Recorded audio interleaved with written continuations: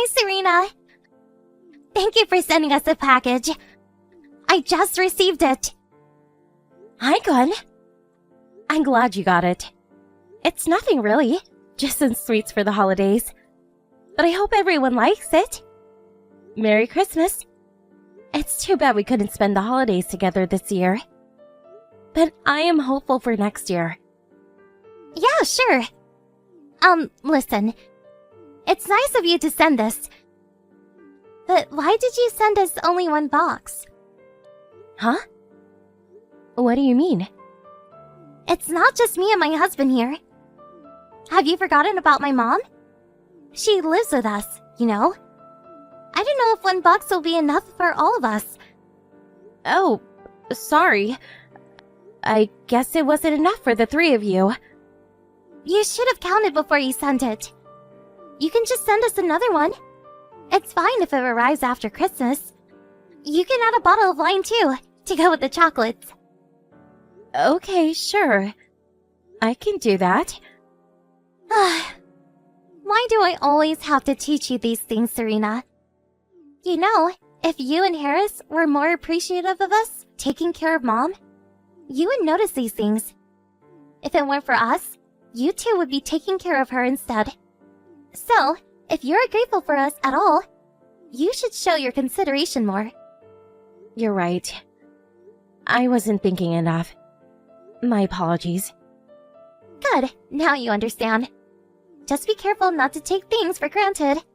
Because we gave up our life in the city to live with Mom. We would have stayed if we could, instead of living in this tiny little town. Is that so? I must have heard it wrong then. I was told you asked to live with Rose in her home. No, it's the other way around. My mother was probably trying to act strong. I can imagine she lied because she didn't want you to think she was weak. She used to call me up all the time, telling me how lonely she was, all by herself in her house. She had begged me to come live with her because she was afraid no one would know if something happened to her. Oh, I see. Poor Rose. She is old. She must have felt unsafe to live on her own. Especially since her knees were getting bad. I don't blame her for feeling unsafe alone. Hey, is there anything we can do to support Rose? You can let us know anytime. We're always happy to help. Well, actually, there is something. I want to buy Mom a new bed. Do you think you and Harris can pitch in? Yes, of course. I want to get her an electric bed. You know, the kind where you can adjust the height or reclining angle. She's been having trouble getting out of her bed because of her knee. But the bed costs over $1,000 though. If you could help pay half of it, that would be wonderful. Sure. I will let Harris know. He won't say no. Thanks. Mom would be so happy. I was hesitant to buy since it's so expensive though. But with your help, it should all work out. I'm glad we can assist you and Rose. I'll let you know where to wire the money.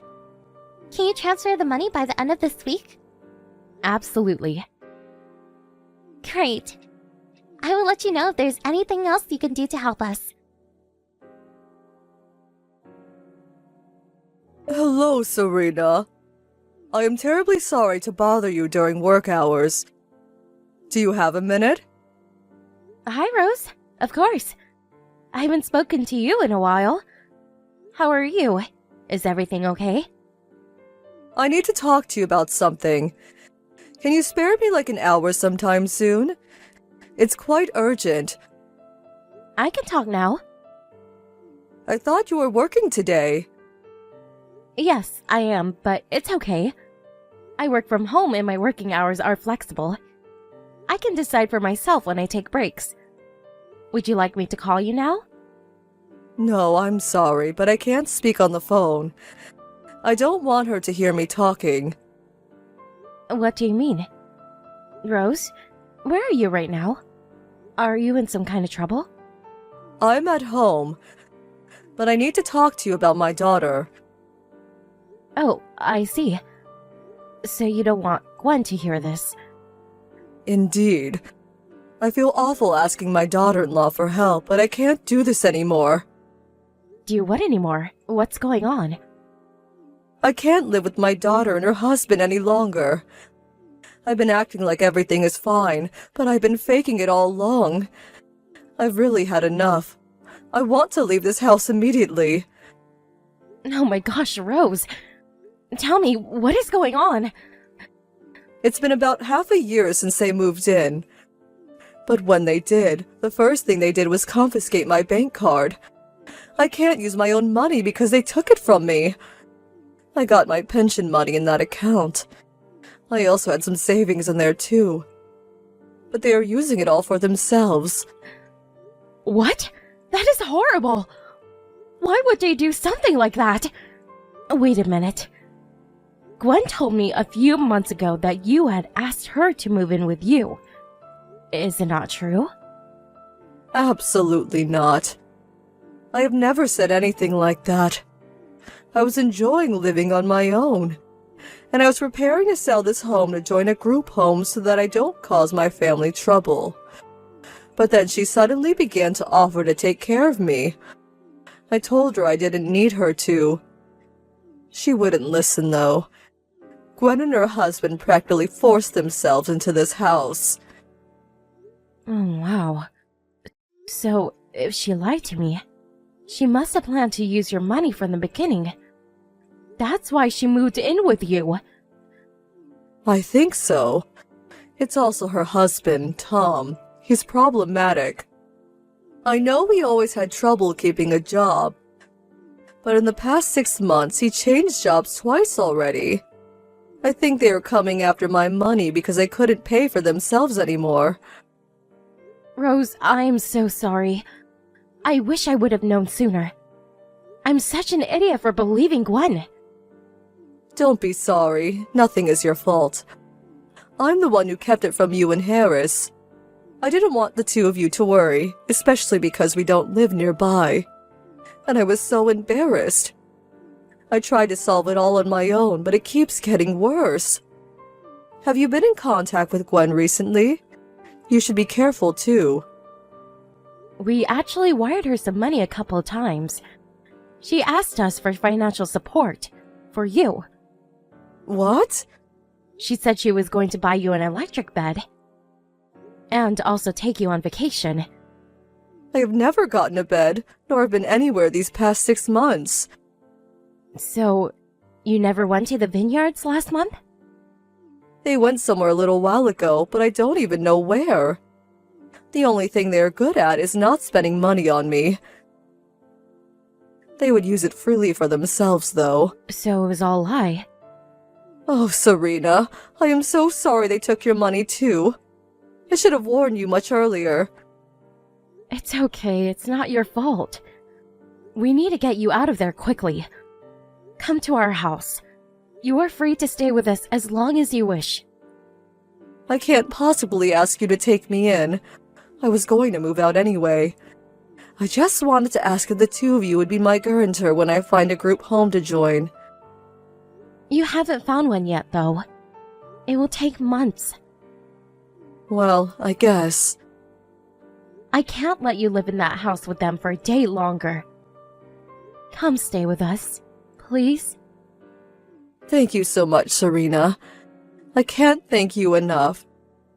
You should have been treated with respect in the first place. I'm only doing what normal people would do for their family. I will make sure Harris knows about this. Actually, can you not tell him just yet? I would like to prioritize getting out of here first. Harris would be furious when he finds out. I am scared that he would get emotional and call Gwen before I get out of here. If that happens, I don't know what she would do to me. You see, that's why I contacted you. Because I knew you would handle things logically. You're right about Harris. He can get heated up very quickly when it comes to his family. He is very protective of his loved ones. Alright then, let me handle him later. I will arrange your escape immediately. Serena, you witch! You went behind my back! You helped my mother leave this house, didn't you? Yes, I did. Quite proudly. Why do you think I helped her, huh? No one would ever want to live with horrible people like you. You have been using her money and treating her horribly. Your very own mother. Huh. Well, you can take her. I don't care, because I am done with her. All our savings are gone now. And her pension money was so petty, it didn't do us much good. The only downside of her leaving is that there is no one to do all the housework now. My God, Gwen, have you no shame? You stole from your elderly mother. How could you be so cold? We did her a favor by living with her. She should have been thankful for the security we have provided by agreeing to live with her in this house. Besides, I am her daughter. What is so wrong about a daughter managing her mother's money for her? She's too old to be doing it herself. No, you invited yourselves into that house. I know the truth, Gwen. She never asked you to live with her. She told you she was fine on her own, but you ignored her. So anyone with common sense would agree that you and Tom are the ones who should be paying Rose. Don't lecture me. You all should be thanking me. I agreed to live with a lonely old hag. I kept her company. How dare you call her that? Rose is your mother. You are unbelievable. How did you end up like that, Gwen? Oh, and you need to pay us back too. You never bought her any bed. You never took her to the vineyards.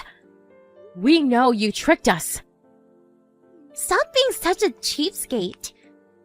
I know you two make a lot of money. It must be nothing for you and Harris. And no, I can give you back what you guys gave us.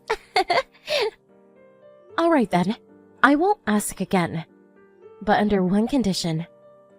From here on, you stay away from all of us.